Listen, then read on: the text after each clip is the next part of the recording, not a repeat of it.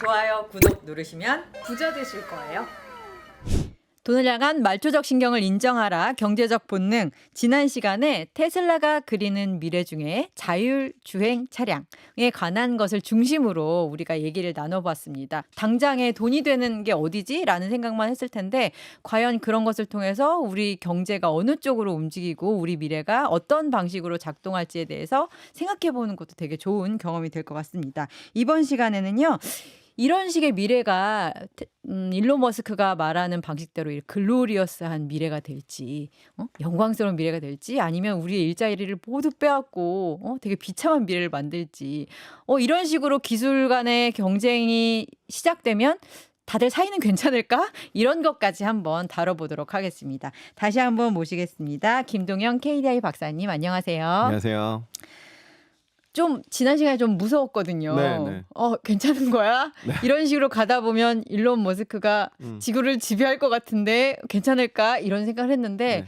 지금 이 지구에 일론 머스크만 있는 게 아니고 네. 여러 명의 그런 비슷한 기술과 욕망과 욕구와 뭐랄까 의지를 갖고 있는 분들이 많잖아요. 네. 중국이 대표적이죠. 그렇죠. 중국이 테슬라의 어느 정도 수준인 거예요?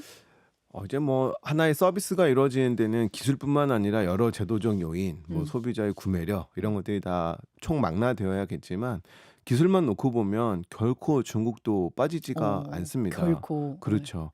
이게 중국은 굉장히 정부 주도로 중앙 집권적으로 밀어붙이는 형태로 기술이 네. 개발되기 때문에 어떤 것들을 점을 찍으면 확실히 무언가를 만들어내는 경향들이 있거든요. 네. 그게 뭐 보조금을 이용했건 뭐 시장을 이용했건 상관없이 그러다 보니까 이 자율주행 기술들도 굉장히 많이 발전을 했습니다. 제가 지난 시간에 그 드론 배송을 설명을 드렸는데요. 우한에 가면 자율주행 택시를 탈 수가 있는데요. 그건 역시도 지정된 장소에 가야만 탈 수가 있어요. 손을 들어서 탈 수 있는 게 아닙니다. 그럼 택시가 아니지 않나? 그래서 약간 버스 타는 노선 느낌. 개념. 그렇죠. 네. 약간 DRT? 그 네. 언저리에 있는 느낌으로 타긴 하는데 네. 그래도 실제 주행에 있는 능력들은 상당하다고 합니다. 오. 일단 2022년에 우한에서 시작된 이 아폴로 고라고 하는 네. 서비스는요. 네. 이후에 중국 다른 10개 도시로 확장을 하면서 네. 굉장히 큰 성공들을 거두고 있습니다. 이게 벌써 600만 회 이상의 운행을 소화를 해냈고요. 우한에서만 400대 이상이 돌아다니고 있습니다. 네. 이제 1000대까지 늘린다고 하고 또 이제 그 중국의 진짜 무서운 점은 실제 중국에 가면 제가 아는 중국 브랜드는 하나도 보이질 않아요. 제가 아는 중국 브랜드는 중국 내수 시장에선 너무 프리미엄 브랜드여서 아무나 쓸 수 있는 그런 브랜드들이 아닙니다. 비아디 이런 거는 프리미엄이라고 하더라고요. 그렇죠. BYD 같은 경우는 이제 택시 정도 볼 수가 있고요. 굉장히 우린 저가 모델들로 많이 알고 있지만 굉장히 샤오미 프리미엄 뭐 이런 모델이고 거. 샤오미. 에어컨, 샤오미 이런 거는 어딨냐고 물어보면 그런 거 우리 비싸서 못 쓴다 그럽니다. 그래요? 네, 너무 많은 내부 브랜드가 있기 때문에 네. 자동차도 그렇습니다. 자동차 브랜드 제가 한번 찾아본 적 있는데 진짜 많더라고요. 한번 저기 우리 띄워주면 맞습니다. 이게 이런 게 다 이렇게 존재를 할 수가 있는구나. 그렇죠.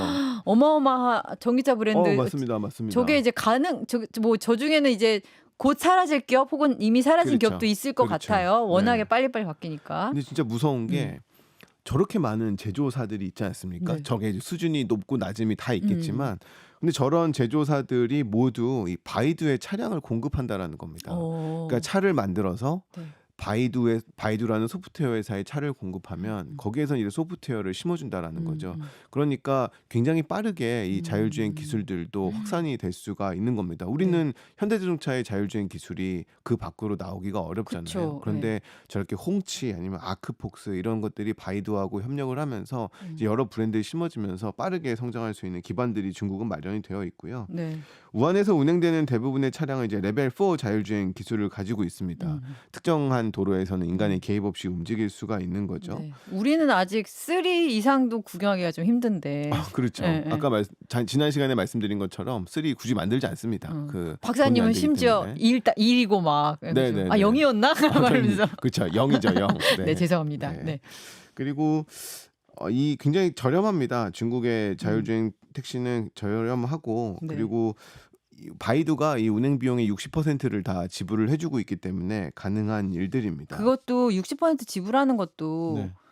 이거 우리 키울 거니까 네. 그러면서 투자한다는 개념이죠. 그렇죠. 다 예. 보조금의 개념들입니다. 이런 식으로 이제 공급자 위주의 개발들이 이루어지고 있다 음. 보니까 중국도 굉장히 빠르게 올라오고 있고 그게 많이 이용하면 그러니까 누적 주행 거리가 네. 늘어날수록 그 데이터들이 그렇죠. 또 쌓이고 또 그런 거죠. 네. 그래서 이제 그 누적 주행 거리도 이제 중요한데요. 네.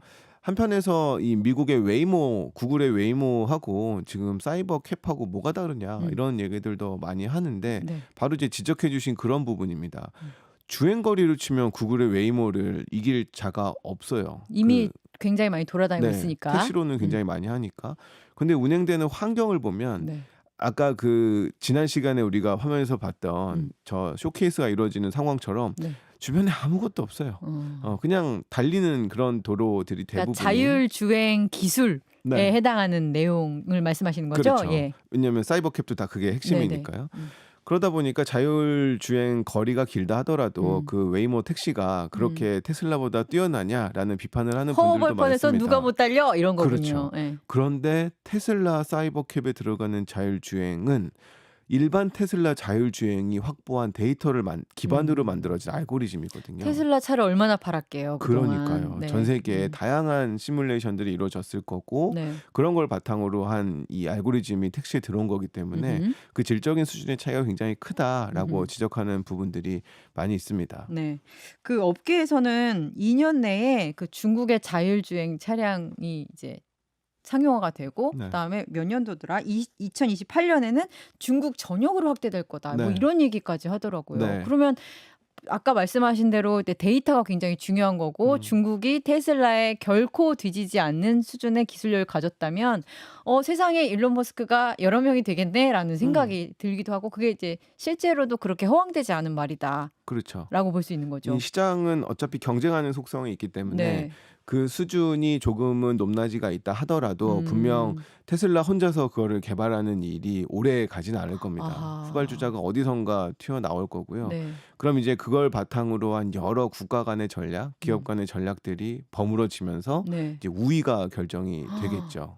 그러면 여기까지 들으면 사실 지금 저희가 이제 요즘에는 지경학이라는 표현이 네. 굉장히 유행을 하는데 네. 과거와는 지정학이라는 시대를 넘어서서 미국에서는 뭐 물론 최근에 일론 머스크가 트럼프를 강하게 밀고는 있지만 여하튼 개인이 민간이 주도하는 어떤 기술이라면 중국은 민간 네. 그다음에 정부 네. 심지어 시민들도 함께 우리가 그렇죠. 데이터를 몰아주자 이러면서 그렇죠. 가고 있는 거잖아요. 네네네. 내 얼굴 팔려도 돼. 내 얼굴 데이터로 써. 동의를 해주고 막 무시하는 건지 동의하는 건지 모르겠지만 네. 그런 상황이다 보니까 그런 경쟁 관계에서 이 미중 패권이 이루어진다면 네. AI가 굉장히 중요한 쟁점이 되는 미래의 어떤 환경 변화에서는 중국이 유리한 거 아니야? 라는 생각도 드는데요. 네. 사실 뭐 일방적으로 유리하고 일방적으로 불리한 건 없을 겁니다. 그래요? 왜냐하면 누구나 다 미국 시장과 중국 시장은 탐내는 시장이기 때문에 서로가 서로의 시장을 막으려고 할 겁니다. 그런데 이게 소비자로서의 시장이 있고 생산자로서의 시장이 있는데요. 네. 기업들은 소비자로서의 시장은 서로 엄청 두드릴 겁니다. 그런데- 서로에게 필요한 사이구나. 그렇죠. 네. 그러나 국가 입장에서 생산자로서의 미국과 생산자로서의 중국은 굉장히 규제하려고 할 거고요. 그게 이제 우리가 알고 있는 산업 정책이라고 하는 것들이죠. 그럼 이런 미묘한 서로 간의 줄다리기 속에서 이제 주변국들도 어디에 줄 서야 되나 또 이런 것들이 골치 또 쫙 아프네요. 또 일어나게 한반도는. 되겠죠. 네. 그러면서 다양한 패권들이 결정이 될 거여서 어. 지금 우리가 보고 있는 뭐 반도체, 배터리 이런 것과 크게 다르지 않는 모습으로 비슷한 양상. AI도 계속 진행이 될 거다라고 볼 수가 있습니다. 생산은 여기서 무조건 해야 되고 이런 것도 강해질 수 있을 것 같은데 네. 제가 혹시 최근에 넷플릭스 영화 중에 네. 그런 게 있어요. Leave the World Behind라고. 네, 네, 네. 그거 혹시 보셨어요? 예고편만 보고 아직 못 봤네요. 재밌습니다. 네. 저는 재밌게 봤고 이런 쪽에 대해서 조의가 깊으신 박사님도 재밌게 보시지 않을까 싶은데 저 사진을 잠깐 보시면 저는 이제 문과생이거든요. 네, 네, 죄송합니다. 저런 거 보면서 또 공포에 휩싸였는데 네. 있을 법한 일이다라는 그렇죠. 생각이 드는 게 저게 이제 뭐 핵무기가 나오지도 않고 뭐 탱크가 나오지도 않습니다. 그럼에도 불구하고 배우가 누군지 잠깐 한국에 언급되는 재밌는 포인트도 있어요. 배우로. 아, 그래요? 네, 그렇습니다. 남한이야 북한이야 막 이래가면서 여하튼 그런데 배우를 알 수 없는 어떤 세력에 의해서 사이버 공격이 이루어져. 저기서 보면 테슬라 3 모델인가 그래요. 네, 네. 그래서 테슬라 3 모델이 아무도 아무도 없는 차. 어. 그러니까 우리 일부에서 신나게 얘기했던 FSD 네네네. 기술 라벨이 달린 걸 보고 저 주인공이 저 차 이상한데 왜 저리 가지 하고 딱 차를 세우고 딱 돌리는데 음. 아무도 없는 차가 저렇게 다 막아버리는 거예요. 지금 뉴욕으로 가는 길을 다 막아요. 무기가 될 수 있다는 거죠. 저의 주제는. 충분히 무기화될 수가 있습니다. 그러니까 중국에 있는 테슬라 차는 미국의 무기가 될 수가 있는 거야. 이를테면. 네네. 네, 그죠. 그리고 미국에 있는 중국 차는 중국의 무기가 될 수도 있는 거예요. 그래서 아까 말씀하셨듯이 생산자와 소비자 입장에서 다른 방식으로 정부가 접근할 것이다라는 말씀을 하셨는데 실컷 팔았는데 그리고 실컷 수입했는데 그 차가 여기서 무기가 될 수 있다는 가능성 같은 것도 영화에서는 저렇게 구현이 네, 됐지만 정부도 충분히 생각하고 있는 부분이 아닐까. 그렇죠. 그래서 이제 많이 나타나고 있는 것들이 그럼 저게 어떻게 방금 저 차들이 막 누군가의 조작에 의해서 네. 저렇게 된 거잖아요. 맞습니다. 그럼 결국에 알고리즘을 조작을 했을 거고 그 알고리즘은 데이터로 이루어져 있을 겁니다. 데이터 그렇네요. 학습을 또 통해서. 데이터가 네. 되네요. 그래서 지금 데이터 주권이라는 게 굉장히 화두가 되고 있는 개념입니다. 네. 예를 들어서 테슬라가 유럽에서 돌아다니는데 유럽에서 확보한 데이터는 유럽의 것이어야 하는데 그게 어디 저장되냐면 다 미국의 클라우드에 저장이 되고 있습니다. 그렇네요. 근데 미국은 클라우드법이란 걸 만들어서 어떤 조치를 하고 있냐면 국가 안보에 영향이 있을 경우에는 영장 없이 데이터를 다 볼 수 있다라고 법으로 규정하고 있습니다. 그러면 말씀하신 저러한 우려들이 아하. 아주 극단적인 상황에서는 네. 충분히 이루어질 수 있다, 상상해 볼 수 있다라고 볼 수도 있는 거죠. 그 법에 따르면 미국에 있는 민간 데이터 자원은 국가의 어떤 방산 자원으로 활용될 수 있다는 얘기네요. 아주 극단적인 경우에는 이제 제가 좀 그렇게 극단적이긴 한데. 그런 방향성이 있다라고도 볼 수가 있고 그래서 이제 여러 견제 장치들이 다른 국가로부터 들어오고 있습니다. 뭐 저장 같은 거는 미국 클라우드에 하고 있지만 네. 그 데이터의 활용은 데이터 주권이라는 개념을 이용을 해서 데이터 생산자가 원하는 자에게 줄 수 있도록 하는 원칙들이 유럽을 중심으로 만들어지고 있는데 그게 이제 뭐 가이아 X, 카티나 X 이러한 데이터 들어봤어요. 연합들입니다. 근데 이런 데이터 생태계들이 이제 막 갖춰지고 있는데 아직 우리나라를 비롯한 이 동북아시아 이쪽 국가들에는 이런 데이터 생태계에 대한 개념이 좀 약해요.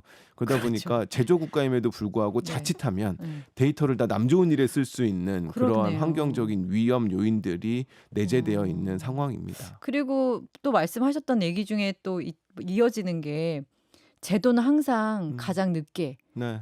뒤늦게 되는데 지금 그렇죠. 기술과 데이터의 어떤 활용 속도에 비해서 너무너무 느리고 네. 그다음에 이건 전 지구적으로 공감대를 약간 형성해야 될 이슈이기도 한데 지금 기술 개발에 바빠 죽겠고 네. 새 시장을 열기에 바빠 죽겠는데 그 공감대가 확립이 될지도 좀 의문이네요. 네, 그렇죠. 그런데 이 제도가 먼저 바뀌는 것도 또 문제예요. 제도라고 그쵸. 하는 건 모든 사람에게 영향을 미치는 일이다 보니까 굉장히 신중하게 바뀔 수밖에 없습니다. 그래서 중요한 건 말씀하신 그 공감대입니다.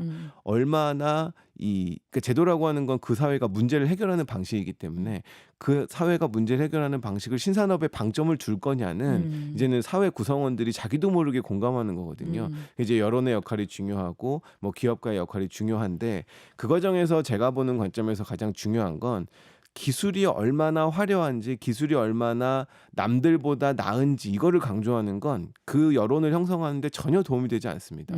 어떤 것들이 도움이 되냐면 그 기술로 인해서 우리가 풀지 못한 사회 문제 중에 뭐가 해결될 수 있는지를 맨 앞에 놓고 그 아하. 기술을 설명할 수 있어야 되는데 아직까지 우리가 그런 모습들이 좀 부족해요.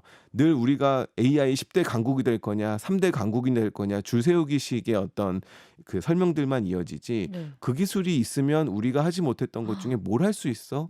이런 것들이 먼저 나와야 그 기술에 대한 그렇습니다. 공감과 호응이 생기기 시작하는데 우리가 그 부분이 좀 많이 약한 것 같습니다. 그렇네요. 그러고 보니까 동시에 이런 기술이 연급될 때마다 같이 나오는 게 내 일자리 그렇죠. 제가 가져갈 것 같은데 네. 이건데 그 부분에 대한 우리 시민의 우려를 해소하는 방식의 어떤 시도도 없다는 기분이 든데요. 그렇죠. 이제 그런 것들이 언론에서는 많이 이루어지고 있지만 사실 제도권에서 막 보이고 있진 않죠. 전혀 안 보이는 것 같은데요. 근데 이게 되게 중요한 걸 짚어주셨는데 사실 세상이 아무리 좋아진다 한들 내가 피해를 보면 무슨 상관이겠습니까? 그럼요. 네. 응. 세상이 좋아지는 게 나의 이득으로 그럼요. 이어져야 되죠. 맞습니다. 사실 이런 개념이 경제학에도 있습니다. 그 올해 경제학 수상자인 데런 에스모글루 교수가 설명한 용어인데요. 생산성 밴드웨건이라고 합니다. 신기술이 개발이 되어서 기업의 생산성이 높아지면 그게 그 기업에서 일하는 근로자의 임금 상승으로 이어져야만 이게 선순환이 되는데 그게 깨지는 시점들이 자꾸 나타난다는 겁니다. 그럼 이게 어떻게 기업의 생산성과 근로자의 임금을 같이 링크시켜 줄 거냐 이제 이런 논의들이 있는데 뭐 재미없는 설명으로 더 이어갈 수는 있겠지만 이게 이제 어려운 내용들일 수 네네. 있어서 우리가 이제 그 부분에 대해 주력을 해야 되는데 아마도 지금 우리가 살고 있는 시점이 그게 많이 깨진 시점인 것 같습니다. 왜냐면 제가 그 저희 아들이 수영장을 다니는데 수영장에 갔더니 선생님들 얼굴이 한 30명이 붙어 있어요. 그래서 아니 이 수영장이 조그만데 역대 선생님들인가 하고 봤더니 역대 선생님. 역대 선생님들이 아니고 다 지금 일하시는 어. 분들이에요. 왜 그렇게 왜냐하면 가능하지? 정규직으로 일하지 않습니다. 아. 그 회사를 위해서 일한다고 한들 나에게 떨어지는 과실이라고 하는 건 정해져 있기 때문에 차라리 일정 시간만 일하고 일정 시간에 돈만 가지고 그 나머지 시간에 또 다른 일을 그렇게 계속 영위를 하는 겁니다. 지금 우리가 많은 경우에 이런 모습들이 나타나고 있어서 이게 기술 개발도 굉장히 중요하지만 기술 개발의 과실이 그 기술을 이용하는 사람들, 그 기술에 영향받는 사람들에게 어떻게 나눠질 것인가. 네. 이게 일자리 문제를 바라보는 첫 번째 관점이 돼야 되지 않나 그런 생각이 듭니다. 그 제가 되게 예전에 읽은 책 중에 제2의 기계 시대라고 네네네. 좀 많이 오래된 것 같거든요. 그거는 AI라는 말이 나오지도 않았던 것 같은데 거기에 주요한 메시지는 인간과 기계의 공생이라는 맞습니다. 키워드가 되게 중요했어요. 근데 맞습니다. 지금 진행되는 얘기를 보면 공생할 것 같지 않고 네. 아까 우리 일부에서도 신나게 얘기했던 로봇 택시도 아예 사람이 필요 없는 것 같은데 이렇게 되거든요. 맞습니다. 그러면 버스 기사들 없어지는 거고 네. 어떻게 되는 거예요 그러면은? 그래서 이게 사실 기술 발전이라는 것과 사회 발전이라는 게 전혀 링크가 직접적인 연관은 없습니다. 아, 그거 억지로 시켜줘야 되는 거예요? 기술이 발전한 걸 음. 사회 발전으로 쓸 수 있는 비전이라는 게 필요하거든요. 그러니까 비전을 이제 어떻게 정의할 것인가를 한번 생각을 해보면 비전이라고 하는 건 우리의 지식, 그러니까 우리가 쓸 수 있는 지식을 어떻게 문제 해결을 위한 기술로 전환할 것인가를 상상하는 방식이다라고 설명할 수가 있습니다. 그러니까 똑같은 기술이어도요. 뭐 중국의 예를 들어서 미안하긴 하지만 미국은 시장을 효율적으로 하는데 쓴다면 혹은 경쟁을 추동하는데 중국 같은 경우는 그 소셜 스코어링을 통해서 사회를 통제하는 데 쓰잖아요. 그게 바로 똑같은 AI 기술이지만 다른 비전을 가지고 있을 때 나타나는 극단적인 모습들입니다. 네. 제가 우스갯소리를 하는 얘기인데 이제 제도적으로 어떤 일자리나 그런 측면 기술을 활용하는 것들이 필요하냐면 미래의 어떤 공장이 완전히 스마트했다고 생각을 해봅시다. 근데 거기에 딱 2명이 고용돼 있어요. 네. 인간은 2명이야. 한 명은 인간이고 한 명은 개예요, 심지어. 강아지. 네. 이 스마트 공장이기 때문에 개의 역할은 사람이 기계에 손 못 대게 하는 거예요. 어머. 그리고 사람의 사람은 역할은 개밥 주는 거예요. 이런 상황이라면 그 기업의 산출량이 늘었을 때 사람한테 월급을 더 줄까요? 전혀 주지 않을 유인이 없네요. 거잖아요. 네. 무슨 얘기가 하고 싶은 거냐면 사람을 대체하는 기술의 개발은 이러한 생산성 밴드웨건, 세상이 좋아지는데 나도 좋아지는 거 이런 거는 일어나지 않는다는 겁니다. 인간이 쓸 수 있는 기술을 개발해 줘야 되는 게 첫 번째고요. 네. 그리고 제2의 기계 시대에서도 굉장히 강조하는 얘기이긴 한데 신기술로 인해서 인간 노동력의 새로운 용처를 발견해 줘야 돼요. 새로운 일자리들이 나와 줘야만 네. 이제는 기술 개발로 인해서 사회가 발전하고 사회 발전이 나의 발전을 견인한다라는 이 선순환이 이어질 수가 있는데 우리가 일자리라고 하는 걸 늘 기술이 나를 대체했네 안 했네 이런 단순한 걸로 보다 보니까 흑백으로만 보지 말아라. 이러한 논의들이 조금은 뒤로 가려져 있는 것 같습니다. 물론 우리가 버스 기사가 대체되는 게 더 유리한 환경이 올 수도 있고 버스 기사가 AI 기술을 쓰는 게 더 유리한 환경이 올 수도 있을 겁니다. 단계적으로 올 수도 있고요. 단기적으로 놓을 수도 있겠네요. 사실 지금 렌터카 같은 경우는 굉장히 위기거든요. 렌터카 공제협회 같은 경우는 지금 큰일 났어요. 렌터카 잘 안 돼요? 사고가 안 나요. 그 AI 기술 때문에 사고가 안 나서 어. 렌터카 회사들이 공제를 자꾸 떠나려 그럽니다. 어머. 그러니까 공제에는 돈을 벌 수가 없는 겁니다. 이렇게 기술 개발로 인해서 사회 환경이 계속 바뀌어가고 있기 때문에 네. 우리가 일자리를 대체하는 게 좋은지 일자리 그러니까 기존 일자리 사람들이 그 기술을 활용하는 게 더 좋은지는 이제 얻는 것과 잃는 것을 잘 따져봐야 된다라는 말씀 우리가 드리고 싶습니다. 뭔가 이런 기술 발전과 관련한 논의를 할 때도 대체할까 말까를 논할 게 아니라 이 기술이 이 기술을 어떻게 쓸까를 그렇죠. 위주로 좀 생각을 하란 말씀이시죠? 맞습니다. 그렇게 생각을 많이 안 했던 것 같아요. 역시나 저는 일론 머스크 얘기를 좀 하고 싶습니다. 일론 머스크도 그러니까 그래요? 자율주행에서는 그런 모습들이 보이지 않았을지 모르지만 스페이스 X를 하는 그 어. 일론 머스크의 경우에는 네. 사실 어마어마한 일을 해낸 거거든요. 음. 그러니까 일론 머스크가 했던 얘기 중에 왜 이렇게 불가능에 가까운 일에 도전을 하냐. 그러니까 재활용 로켓이라고 하는 건 사실 우리가 그쵸. 상상에서나 있었던 일이지 네. 그게 진짜 가능할지 몰랐잖아요. 네네. 근데 이제 어떤 인터뷰에서 당신은 왜 그런 일을 말도 안 되는 가능성의 일을 하냐라고 했을 때 일론 머스크의 답변은 세상에 정말 필요한 일은 그 성공할 확률이 매우 낮은 겁니다라고 얘기를 하면서도 계속 도전하는 모습을 봤고 또 그게 성공을 했고 그 성공으로 인해서 사회가 어떻게 바뀌어 가는지가 점점 보고 있는 요즘이기 때문에 그 일론 머스크가 사업가로서도 굉장히 훌륭하지만 그 사업가로서 높이 평가하는 이유 중에 하나는 맨 앞에 자신의 수익이 아니라 이걸로 인한 아하. 사회 발전, 지구의 네. 발전을 철학으로 두고 있기 때문에 저는 오히려 더 훌륭한 기업가다라고 아하. 평가를 하고 싶습니다. 어떻게 보면 그 미래를 그릴 줄 아는 능력은 거기서 오는 거겠군요. 그렇죠. 이제 그런 사람들은 그 관역을 맨날 100점 맞는 사람들인게요. 아, 관역을 조준해서 쏘는 사람들이 아니고요. 아무데나 쏴놓고 관역 그리는 사람들입니다. 그렇죠. 탈관역한 사람들. 그렇죠. 그러다 보니까 이제 이런 논리가 가능해지는 거죠. 마지막 질문이라고 해놓고 또 궁금한데 우리나라는 추격은 잘해요. 요즘에 네, 중국이 네. 추격과 모방을 진짜 기가 막히게 하는 것 네. 같은데 우리가 한때는 그걸 진짜 잘했잖아요. 네. 우리는 비전도 잘 못 그리는 것 같고 중국처럼 과거만큼 추격을 잘하는 것 같지도 않고 네. 뭐 하고 있는 거죠? 근데 이제 우리나라가 이제 정해진 그 숙명입니다. 근데 우리가 그것 때문에 여태까지 잘 살게 된 거예요. 과거에 60년대, 70년대, 80년대를 거치면서 아무 기술도 없었던 우리나라가 이만큼 잘 살게 된 건 정말 그 말도 안 되는 기술 수준으로도 뭔가를 만들어 가지고 그게 필요한 누군가한테 팔아왔던 거거든요. 근데 또 재밌는 게 전 세계적으로 개발도상국의 기술을 축적한 나라가 없습니다. 우리나라밖에 없어요. 반도체를 만드는 나라. 예를 가발 들어서 만들다가. 그렇죠. 예를 들어서 베트남에 삼성 반도체 공장이 들어간다고 해서 베트남 사람들이 반도체를 만들게 되는 건 아니거든요. 그렇네요. 베트남 생산의 과실을 얻어갈 뿐이지 반도체 축적 기술이 생기진 않아요. 그렇네요. 근데 특이하게 우리나라는 그 옛날부터 기술을 조금씩 축적을 해가면서 진짜 한민족 그 국회. 기술을 또 어디다 팔아먹었습니다. 어. 수출을 계속 해가면서.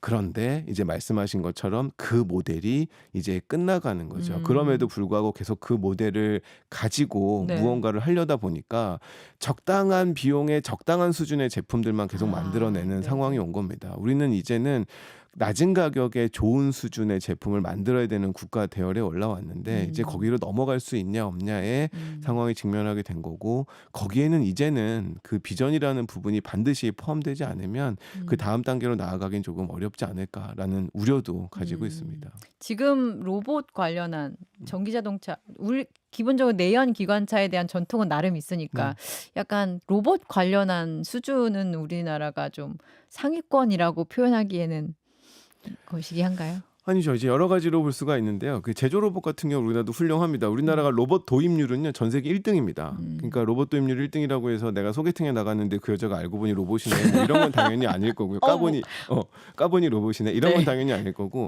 공장에서 쓰는 로봇의 도입률이 노동자 1000명당 그 밀집도로 나타내고 있는데 그런 것들 우리나라가 굉장히 수준이 높습니다. 그렇기 때문에 제조 측면에서의 로봇 경쟁력이라는 건 굉장히 좋은데 이제 자율주행 로봇이잖아요. 사이버 캡도 로봇입니다. 이제 이러한 서비스 로봇들은 아직 우리가 많이 수준이 떨어지고 여러 이유들이 있습니다. 결국엔 데이터로 귀결이 되는데요. 개인정보 문제도 있고 그 데이터에 대한 규제, 활용에 대한 규제 이런 것들이 있어서 우리가 선도를 하기엔 이미 좀 늦은 상황이 어느 정도 펼쳐지는 것 같고 그렇다면 과거에 우리가 잘했던 것처럼 세계 선진국들이 지금 먼저 앞서가는 미국이나 중국과 같은 국가들이 하지 못한 영역들은 어디가 있는지를 빨리 캐치를 해서 그 영역에 특화된 무언가들을 해나가지 않으면 그렇게 해서 산업을 점점 키워가야지 우리가 뭐 추격이다 견인이다 뭐 이런 얘기를 하면서 똑같이 하려고 해서는 이미 늦었다. 그런 얘기는 좀 드리고 싶습니다. 알겠습니다. 지금까지 이 로봇 택시를 통해서 그리는 미래를 통해서 우리가 생각할 수 있는 여러 가지 쟁점들 그리고 바뀔 어떤 경제적 환경들까지 짚어주셨습니다. 그리고 마지막으로 또 인상적이었던 거는 그겁니다. 굉장히 흑백 논리에 빠져 있는 여러 가지 생각들을 많이 깨주셨어요. 그런 부분들에 대해서 되게 신선한 경제적인 지적인 그 자극을 받았던 시간이었습니다. KDI 김동영 박사님과 함께 이야기 나눴습니다. 감사합니다. 감사합니다.